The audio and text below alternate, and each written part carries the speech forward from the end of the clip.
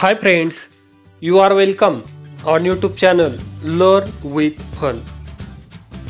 Dear students of 7th standard, today we are going to learn two fables, the town mouse and the country mouse. English workshop. आज आपण the town mouse and the country mouse या स्टोरीचा संपूर्ण English workshop अभ्यासणार आहोत. Let's start English workshop. Activity number first. This story has two parts. Write what happened in each part. या स्टोरीचे या गोष्टीचे दोन भाग आहेत. या दोन भागांमध्ये काय घडलं. पहिला भाग आहे in the country and second part is at the big house. मोठ्या घरात काय घडलं. In the country the town mouse went to visit his country cousin. Town mouse आपल्या कंट्री कझनला, आपल्या खेड्यातल्या भावंडाला भेटण्यासाठी गेला. नेक्स्ट पुढे काय घडलं. The country mouse gave him a hearty welcome and served him beans, cheese and bread whole हार्टीली.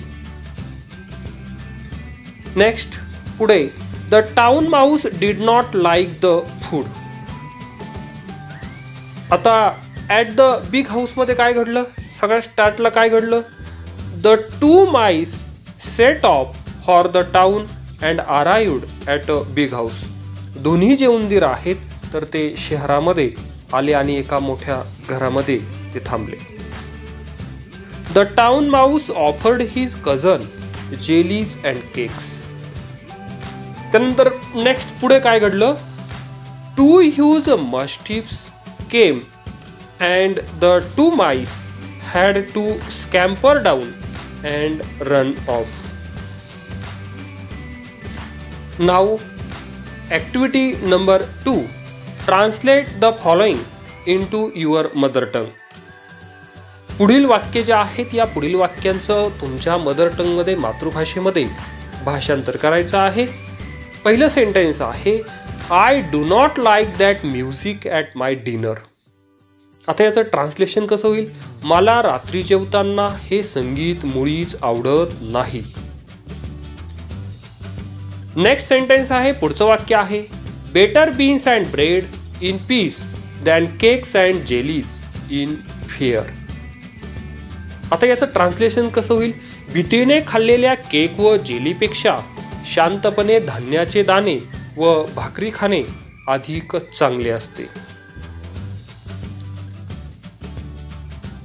Now next activity number 3. Try to write more sentences on the pattern of better beans and bread in peace than cakes and jellies in fear. Example, better late than never. आता दिलेल्या नमुन्याप्रमाणे आणखी काही वाक्य जे आहेत तर ती आपल्याला तयार करायची आहेत. आता सेंटेन्स कशी तयार होणार. Number 1. Something is better than nothing. Second sentence, prevention is better than cure. Third sentence, be hungry than to beg. Fourth sentence, better to be a slave in heaven than to be a master in hell. Now activity number 4. Write the moral of the story in your mother tongue using your own words. तुमच्या स्वतःच्या शब्दांचा उपयोग करून तुमच्या मातृभाषेमध्ये ही जी story आहे, ही जी काही गोष्ट आहे, या गोष्टीपासून काय शिकवण आपल्याला मिळते, काय मॉरल मिळतं. त्याचा आन्सर आहे पहिलं मॉरल आपल्याला मिळतं खऱ्या मित्राची ओळख संकटात होते. आणि सेकंड मॉरल आपल्याला या गोष्टीपासून, या स्टोरीपासून मिळते पोळी मागून खाण्यापेक्षा कष्टाची भाकर slippery.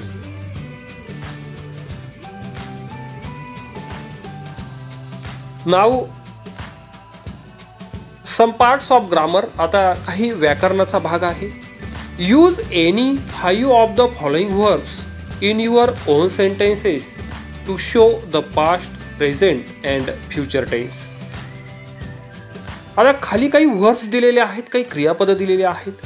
यांचा तुमच्या स्वतःच्या सेंटेन्समध्ये, स्वतःच्या वाक्यामध्ये यूज करायचा आहे. आणि त्यामध्ये पास्ट टेन्स, प्रेझेंट टेन्स आणि फ्युचर टेन्स, भूतकाळ, वर्तमान काळ आणि भविष्यकाळ त्यामध्ये शो करायचा आहे, दाखवायचा आहे. आता वर्ब्स आहेत, क्रियापद आहेत.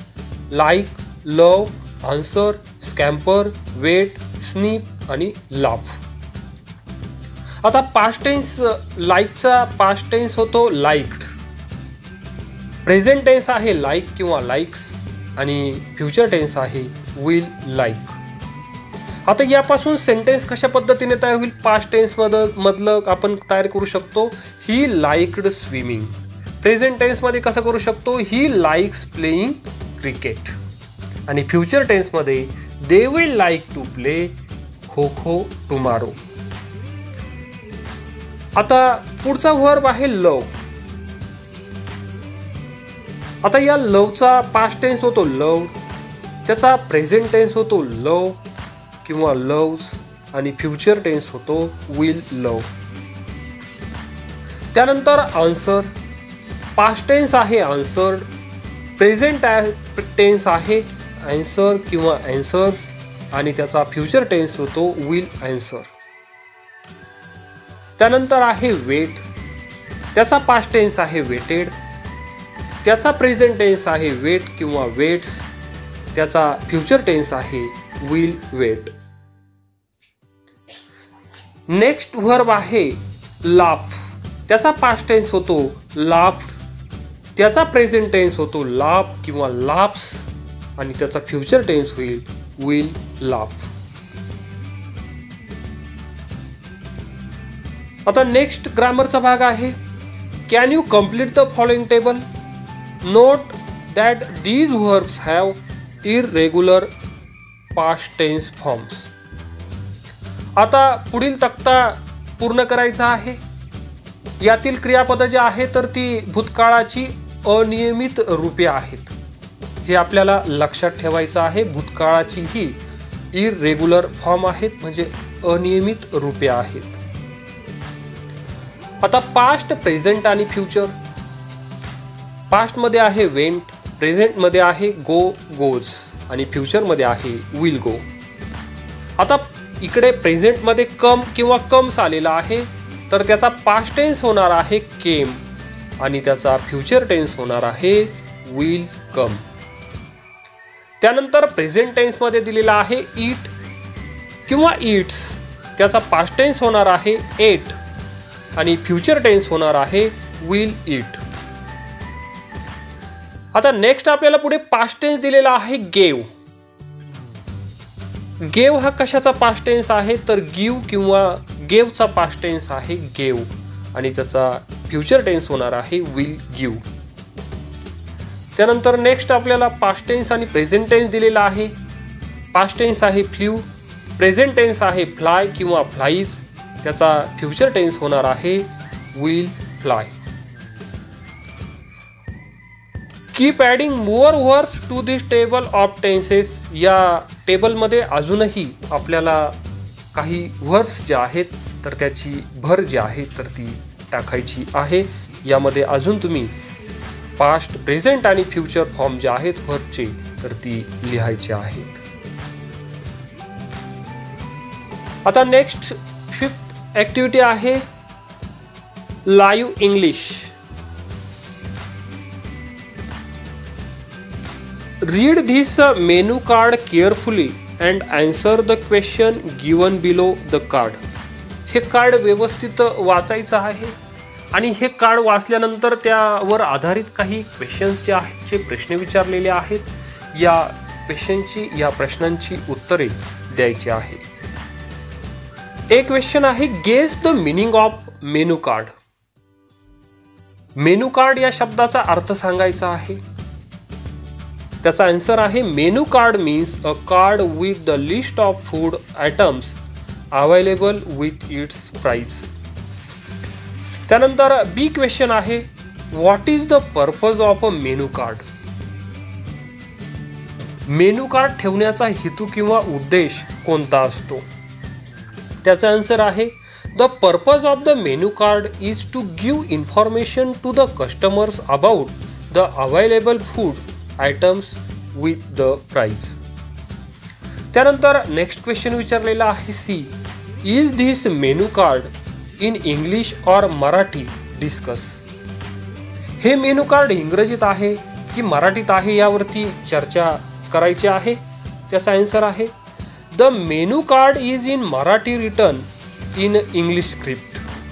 The names of all the food items are Marathi and these words are spelled in English. Next question आहे list at least 5 English and 5 Marathi words from the card separately. या मेनू कार्ड मधून 5 इंग्रजी शब्द व 5 मराठी शब्द वेगवेगळे लिहायचे आहेत. आता इंग्लिश वर्ड्स कोणकोणते आहेत. Regular, deluxe, plain vegetables, fritters, soup, rice, sweet. आता मराठी वर्ड कोणकोणते आलेले आहेत या मेनू कार्डमध्ये. श्रीखंड, गुलाबजामुन, मटकी उसळ, पुरणपोळी, दही वाटी अँड जिरा आणि जिरा. नाव नेक्स्ट क्वेश्चन. आता पुढील प्रश्न आहे imagine that you have opened hotel in the following places. अशी कल्पना करा की खालील ठिकाणी तुम्ही एक हॉटेल उघडलं आहे अशी कल्पना करायची आहे. ठिकाणांची नावं आहे दहीवाडी, नागपूर,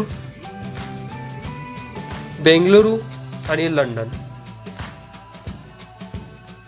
आता त्यावर क्वेश्चन आहे ए which languages and scripts will you use on your card at each of these places. या प्रत्येक ठिकाणी तुमच्या मेनू कार्डावर कोणत्या लिपी किंवा भाषा तुम्ही वापराल, कोणत्या लिपी वापराल. आता त्याचा आन्सर आहे दहीवडी या ठिकाणी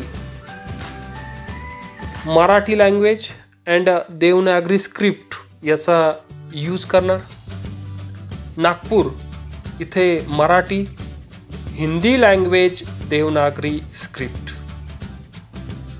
इन बंगलोर या ठिकाणी Kannada language and Kannada Kadamba script याचा यूज त्या ठिकाणी करणार.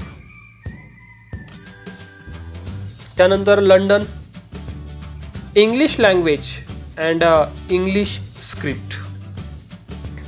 Now next question B. You want to appoint staff in your hotel. What languages do they need to know? तुम्हाला तुमच्या हॉटेल करता कर्मचारी नेमायचे आहेत. त्यांना कोणत्या भाषा अवगत असण्याची गरज आहे. तर त्याचा आन्सर आहे दहीवडी या ठिकाणी मराठी, हिंदी आणि इंग्लिश या 3 लँग्वेजची आवश्यकता आहे. Nagpur Marathi, Hindi. Bengaluru Kannada and English and Hindi and in London English. Question C आहे design a menu card for your hotel offering food items of your choice. Invent fancy names for your dishes. आता तुमच्या आवडीचे अन्नपदार्थ देऊ करण्याकरिता तुमच्या हॉटेलचे एक मेनू कार्ड तयार करायचं आहे आणि तुमच्या अन्नपदार्थांकरिता कल्पनारम्य नावे जी आहेत तर ती नावे सुद्धा तुम्हाला सुचवायची आहेत. आता हे कार्ड तुम्ही स्वतः तयार करायचं आहे. त्यानंतर पुढे number 3 use the menu card given on page number 42 and prepare dialogues for the following situation. आता आपलं पाठ्यपुस्तक मागच्या पान क्रमांक 42 वर दिलेले मेनू कार्ड जे आहे तर त्याचा यूज करायचा आहे, ते वापरायचं आहे आणि पुढील प्रसंगाकरिता संभाषणे जे आहेत तर ती तयार करायची आहेत. आता संभाषण. Hotel staff welcome the customers and tells them about the specialities of the hotel. हॉटेलचा सेवक ग्राहकांचे स्वागत करतो व आपल्या हॉटेलातील खास अन्नपदार्थांविषयी माहिती सांगतो. याविषयीचे डायलॉग त्या ठिकाणी आपल्याला प्रेझेंट करायचे आहेत. Hotel staff said, good evening sir, can I help you? Customer said, ग्राहक काय म्हणतो? We need a table for 6. Hotel staff said, please come this side, this is your table. Then customer said, what is specialty of this hotel? Then hotel staff said, we have regular and deluxe there for lunch, deluxe thali for lunch, this is menu card, you can choose. आता next dialogue जे आहे, an Australian family talks to the hotel manager about the items on the menu card. एक Australian कुटुंब menu कार्डामधील अन्नपदार्थांविषयी हॉटेलच्या मॅनेजरशी चौकशी करत आहे. याबद्दलचे डायलॉग आहेत. Hotel manager said, a very good morning madam. Australian customer said, good morning, can you tell us something about the items here? What is sabudana vada? Then hotel manager said, it's a kind of snacks dishes which is made up of sago and potato. It is mostly eat in fast. It is little spicy and tasty. Then next, a Maharashtrian family discusses what they want to order. The family includes grandpa, grandma, great grandma, father, mother, uncle, aunt and 4 children. Mother said, what would you like to have? I. Then great grandma said, something soft for me. Then grandma said, and not very spicy. What about you, son? Father said, I like to eat zunka bhakar with thecha. What about you, brother? Uncle said, I like to eat regular thali. What about you, children? Children, we want amrakhand and puran puri. What about auntie and mother? Auntie said, I want deluxe thali. Mother said, I want भरली वांगी and उकडीचे modak. If you like this video, please like it, comment it and subscribe this channel. आपल्याला जर हा video आवडला असेल तर like करा, कॉमेंट करा आणि चॅनल जर सबस्क्राईब केलेलं नसेल तर चॅनलला सबस्क्राईब करा. Thank you very much for watching this video.